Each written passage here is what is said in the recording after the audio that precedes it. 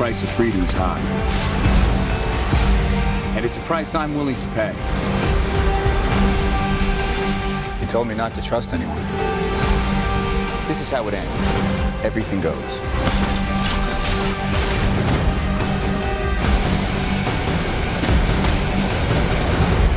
Looks like you're giving the orders now, Captain.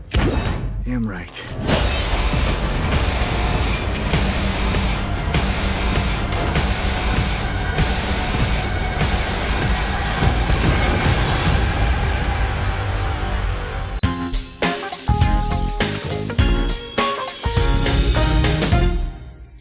Loved this movie. Thank you. I am like kind of a Marvel fangirl. I love the films. I don't know all the backstory. I don't know all the comics. But I left this one like, I need to learn everything so that I know what's coming. It is absolutely awesome. And one of my favorite parts was pretty much in the beginning when you kind of pull up this list of things that you're trying to catch up on as Captain America. And I want to know if you had to give someone who, you know, somehow is alive right now, a list for the past like 20 years, we'll say. What would be on the list? Last 20 years? Yeah. Last 20 years. Okay, 20 years. 20 years. 20 years. I'm gonna give him Alice in Chains albums. Okay. I'm gonna give him... What else am I gonna give him? Probably some Nirvana albums. All music. I'll probably give him some David O. Russell films. And I'll probably give him some Spielberg films. All right. So we've got this, all the arts, the entertainment, everything else Google he can figure out. Oh yeah, internet, you don't miss him. All that kind of stuff. So this is kind of more or less your halfway point with your commitment to Marvel. Because you've made all these films and you've got all these coming up. What's been the best part about being Steve Rogers so far? And what are you looking forward to in the next half? I mean, it's really nice being proud of films you make. It's not easy making good movies. If it were, there'd be a lot more of them. So it's very satisfying. Given how much work that goes into these movies, it's always nice seeing the final product and being satisfied as opposed to being ashamed.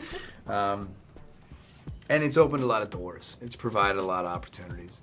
I directed last year, and it was just fantastic, and it just wouldn't have happened without Marvel. So in a lot of ways, I owe them that. Yeah. So what are you looking forward to the most? I mean, we've got Age of Ultron coming out, more Captain America. Yeah, well, you know, Marvel's going to continue making good movies. They have the winning formula, so anything they're doing, I'm honored to be a part of. But in terms of what I'm looking forward to the most, I'm looking forward to trying to direct a little bit more. You know, it's really...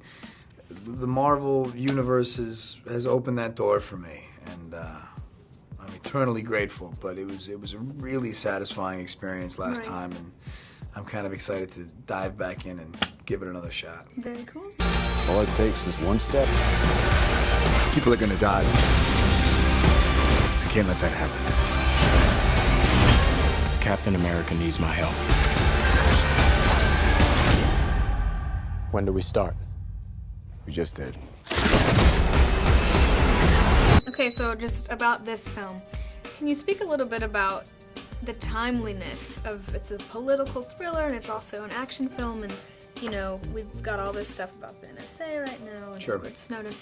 What about that? Yeah, isn't that crazy? When all that Edward Snowden stuff was coming out, I was like, wow, this is wildly applicable. There's this entire Big Brother element, and the degree with which you have to bend the rules to ensure the safety that you provide. And, freedom versus fear. Exactly. It's a real polarizing issue as far as how far, in terms of how far a government is allowed to go in order to ensure safety. And it's something that Cap certainly struggles with, and I think that's why it makes this film such a hot button issue. Right. I think people are gonna love it, and all the fighting. And the fighting. The action scenes. It's gonna do great, and we loved it. So looking forward to the next one. Thank you.